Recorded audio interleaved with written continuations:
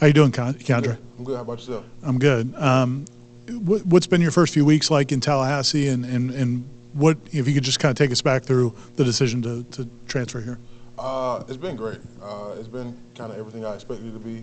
I'm still getting used to it's not a huge city, but it's a bigger city than Auburn, obviously. So it was a not culture shock, but it's a little bit more like where I'm from. The vibe's more like where I'm from. So it's been great. The people here, the fans, the coaches, my teammates have really kind of accepted me with open arms. And coming from a program, they know I kind of know how to work. They know I know how to carry myself and those kind of things. So it's kind of an easy transition, and that was good. So I'm just excited to be here. I'm happy they accepted me with such, because you come in somewhere new, it's kind of like I don't know how I'm gonna. Especially me, I'm more of a to myself guy. And a lot of guys here haven't really allowed me to be to myself, which is good, so I can open up out of my shell a little bit. So I'm happy about that. Our next question will be Seminoles from Noles 247. Sandra, on your left. Can you walk us through the process of deciding to transfer? Mm-hmm. You obviously were a starter for multiple years at a good program. So I guess, was that a difficult decision, and what kind of conversations did you have with your family to enter the portal? Then secondly, I guess, what were you looking for your new home? Mm-hmm. Oh yeah, it was definitely one of the hardest decisions in my life, man. I love Auburn to death. I still love Auburn. I graduated from there. It'll always be home. It's 30 minutes from my house, so it's always been kind of a home for me. But it was just kind of time. It was nothing negative on either side. I appreciate them, all they've done for me. Even the new coaching staff for reaching out to me like they did. I appreciate them. My old coaches, Coach Mazan, Coach Harson, all of them, the whole coaching staff, they showed nothing but love to me, so I appreciate them. But it was just kind of time, and I felt like I was looking for a place that kind of already had a culture set, and that was big for me.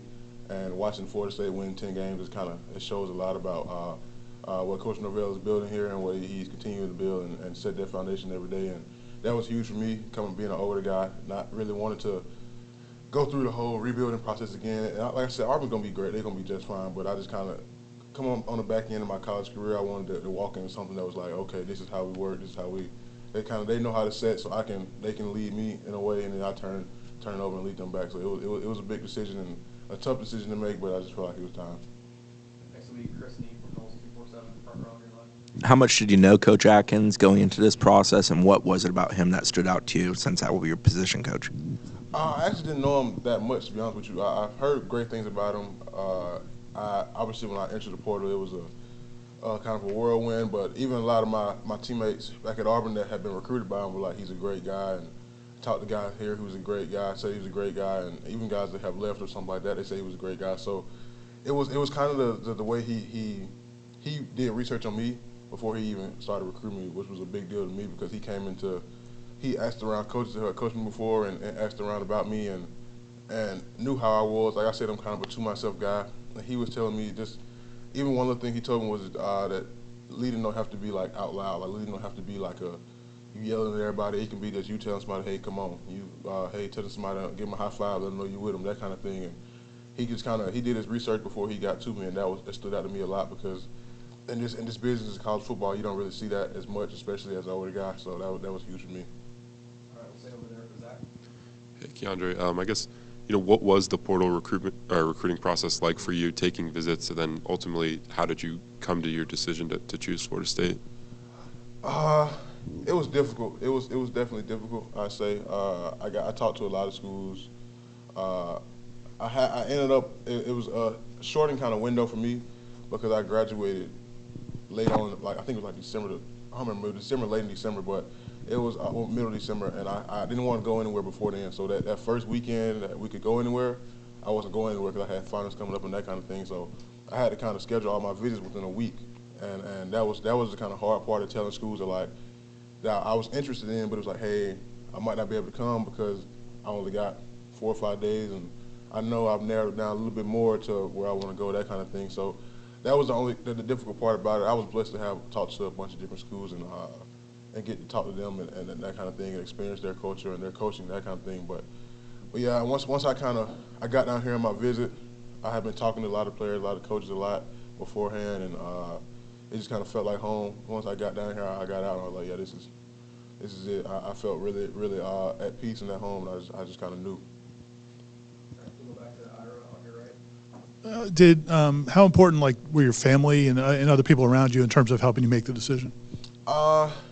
It's kind of my mom's, even when I was in high school going through the whole recruiting process, my granny is kind of she's just happy with me wherever I'm at. She doesn't really understand. She understands, but she doesn't understand it. My mama is the one that's my right-hand lady, but even her, she wasn't too, I'm not, influential is not a good word. She wasn't pushing me to go somewhere or pushing me not to go somewhere. She trusts my judgment. She's raised me since I'm 22 years old now. She's raised me the best she could and the best I see fit. So she kind of trusts my judgment. So it was more so of I'm with you wherever you want to go. I'm gonna stand behind you.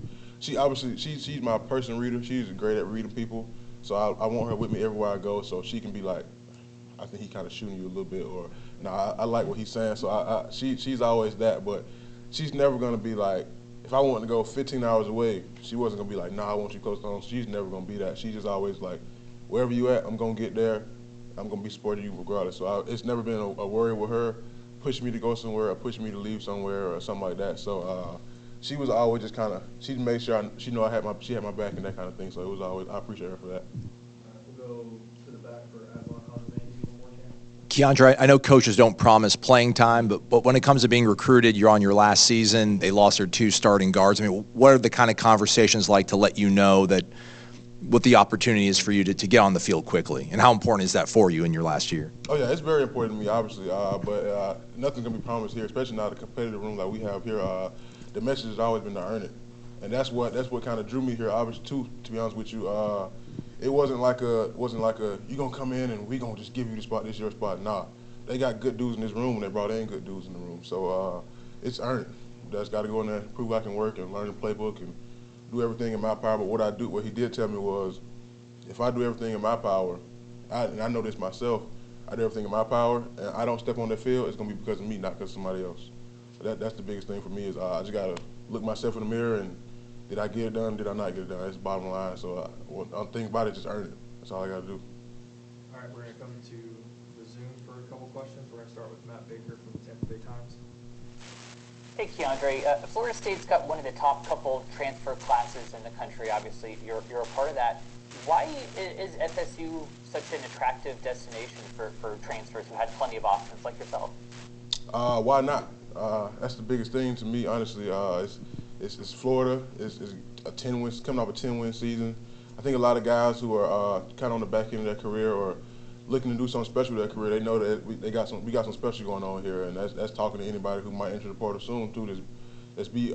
Keep your eyes open about Florida State, especially down here, man. I'm telling you, we got high hopes, we got championship hopes and championship goals. I don't even want to say hopes. That's what we expect. So that was big to me, coming from a program where that was the same expectation. The championship went year in, year out. That was big for me to come in somewhere like this that has the same type of expectation and proven they can do it recently. So it's time to take that next step and just kind of be a part of that, be part of something special. All right, we're going to stay here for Logan Robinson from Noles Game Day. Welcome to Tallahassee, Keiondre. Quick question.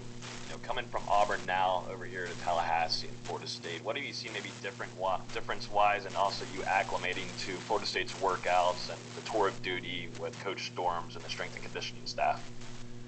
The acclimation part has been, well, personally wise, it's been a little bit different just because like the city and everything like that. But workouts wise, one thing that coming from Auburn we worked.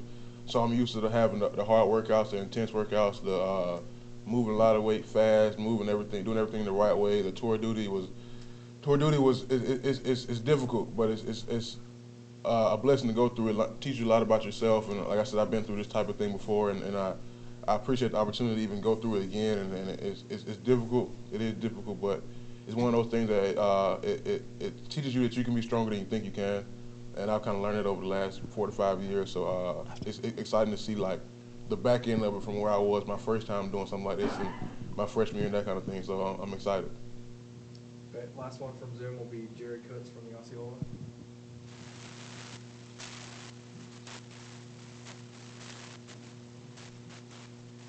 Keiondre, you mentioned that you got your degree from Auburn. Can you tell me what you got your degree in, and what are you going to do with this time academically here at Florida State? I got my degree in fitness, conditioning, and performance, and right now I'm looking at either getting, working on my master's or getting a certificate type program or something like that, and just kind of building on what I've already started. So that's something I'm kind of taking this semester to kind of fill out and figure out what I want to do with that, and just take it from there. Come back to Ira, second row on your right. Obviously, you were busy during the season, but when you got into this process, did you go back and look at any of Florida State's games? Did you see how they played, like against LSU or Oklahoma or any of those kinds of games? Oh yeah, that was definitely huge for me. As soon as luckily I got YouTube TV, so I've got every college football game that was broadcast this year recorded live, so I could watch every school that I was looking at. I had watched 4 or 5 of the games. I watched the Florida game, the LSU game. I think I watched the NC State game, Georgia Tech, obviously Oklahoma because I was already committed at that point. But that was big for me to watch how they play. And one thing that was huge for me was Coach Atkins, when he came to my house, he told me that they do this thing where the offensive line fist bumps in between every play. So I'm thinking, like, I ain't never seen somebody do that before. So I go back and watch the game, and you're like, oh, it's like they do this before every play for real. And that's kind of huge because it's like, it's big because it's like no matter what happened last play, no matter how tired I am, no matter how long this drive going, no matter how bad this game going, no matter how good this game going, I still got you to my right and my left. That's a big deal, especially playing the offensive line. And on any team, the offensive line is probably going to be one of the more tight-knit groups. So to see that and understand the symbolism behind that and what that means to everybody in that room is special. We'll go back to Brendan, second row on your left. You mentioned liking that there's a decent amount of competition in the offensive line room earlier. Can you talk about just the group that's come in transfer-wise, the guys who are returning, young guys, is what this group can potentially evolve into as the season progresses? Oh yeah, it's gonna be nasty. It's gonna be, and the good thing about it with me is I like about it is it's a competitive group, extremely competitive group. We got a lot of talent in that room, young guys, old guys, last year, first year, that kind of thing. And it's no shade though. It's no like I'm not finna help you because you're trying to take my spot. It's not like that. It's not none of that at all. It's kind of because everybody know that if I'm at my best and you're at your best and you play over me, then you at your best still. You playing against somebody who hasn't seen anything like you at your best and that kind of thing. So I think that's big too, knowing that it's not like it's no shade, it's no shady, it's no hating in the room, it's none of that kind of stuff. Everybody won't help everybody because they know at the end of the day where we want to get, we got to put the best 5 guys on the field regardless of who it is. And if you want to win a championship, you can't be selfish and like, well, I feel like I should be playing, and this, so I'm not gonna help this kid when he could get it done better than I could. And that just kind of is what it is, and that's where it comes to looking in the mirror type thing I was talking about, and understanding what you can and what you can't do well, and getting better at that, and understanding that if you don't get better, even if you are a starter, if you don't get better, it's a young guy or even an old guy right behind you. Like, if I don't get this right, if I'm one step away from being off the field, that kind of thing. So that's big, and it's huge. Like I said, not having any hate in the room, that kind of thing. We'll go back to Chris on the front row. You've played for a couple different head coaches, obviously been recruited in both processes by a ton of different head coaches. What about Coach Norvell stood out? First thing, obviously, is his energy. That's kind of the first time I met him. I got here, and he yelled at me, my mom, and it wasn't even like a yell. It was just the good morning he always said. It scared the heck out of me. I'm just like, okay. And I wasn't used to that because obviously, you know, I playing for Coach Mazan. He's a old kind of laid back kind of guy. He brings a lot of energy and that kind of thing. And Coach Harsin was more of a laid back, but he'd get up too. But that yelling, I was like, whoa, is he mad or is he like what's going on? Did I already do something wrong? But the energy was just, but honestly, the look in his eye. We sat down and talked, him, me, my mom, and the look in his eye. He just kind of, and he never brought up the 10 wins as like, yeah, we got 10 wins this season. It was like, we got 10 wins, so now what? Like, he was never like, this was the end goal. This is what we're trying to. Nah, he looked me in my eyes and he was like, we trying to go somewhere way. This is just the start of where we're trying to get to, and kind of laying the foundation. And the foundation is pretty much laid, but we obviously got some stuff we got to work on, and it's always up to go and that kind of thing. So just knowing that, looking at him in his eyes and seeing the fire behind his eyes, and just knowing that, okay, yeah, he's serious about what he's trying to do. We're going to go to Aslan again in the back. Coach Norvell's used the portal a lot, obviously, to help this roster get better, and he's told the team that like he won't bring guys into the locker room that won't be able to fit in. You came from somewhere you'd been for 4 years. You know, how important was it for you to be able to fit in somewhere, and have you kind of seen like-minded people around you, and how does that make you feel? Oh yeah, that was big for me. Just coming around a place. That's why it was so big for me to go to a place that had a culture kind of set already, and that was a huge deal. And I know the kind of people I want to be around. I know the kind of competitors I want to be around, and that doesn't mean that tempers aren't gonna flare or we're not gonna argue or that kind of thing. Let's be honest, we all grown men, we all got egos and and that's gonna happen. That's part of it. But the thing about here is, and a lot of places around the country do, but it's special is that we can do that, and we can argue on the field, walk back in the locker room, like, all right, bro, you straight? Yeah, we straight. It doesn't carry over, and that's huge. And because like I said, being the competitors that we are, you don't get to this level of football in general without being that kind of competitor and having that kind of streak about you. So that was huge for me to be around people that had that, and also people that I can be around off the field that don't make me feel like, oh, he weird, he this and he that. Because that's big. Because to allow a guy to be himself, especially an older guy, that kind of thing, and I've known a bunch of guys on the team here already for a while, and that was kind of a big thing they said to me about when you get here, it won't even I never felt like a new guy. You know, besides like learning the plays and learning how we do stuff like the little things, but in the locker room, I never felt like a new guy. It was never like, let me shy away from him. Nah, everybody was out. What's up, bro? You straight? How you doing? You good? How everything going? You need something? That kind of thing. So that was always real special. Yeah. We have time for 2 more. Right here.